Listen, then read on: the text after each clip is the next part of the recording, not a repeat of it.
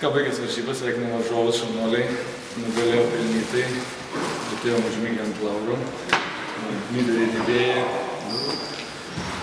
Kitos tikimės bus pamoka mums į ateitį, kaip mes gavom 15 taškų, tai truputoką daugiau.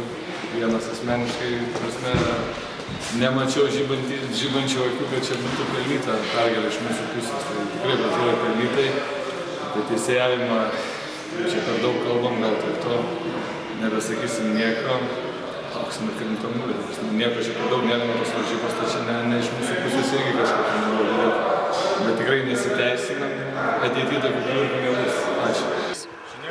Šios dienos rungtynės abiem komandom nieko nereiškia, tai buvo tik principo reikalas ir formalumas, kaip jis vyks. Tai varžovai iš tikrųjų nori pabrėžti, kad vėlavo į apšilimą, tai jie praktiškai pradėjo rungtynės be apšilimo ir tai jiems atsiliepė į žaidimą, nes pirmą kėlinį šiek tiek, kaip sakant, paleido mumis į priekį, mes pajutėm savo žaidimą.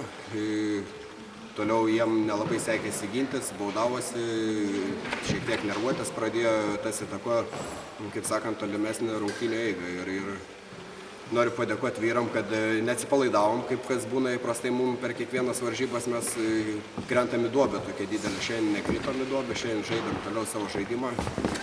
Ir manau, tas mūsų kovingumas, tos pastangos pirmin buvo ir lėmė tą pergalę.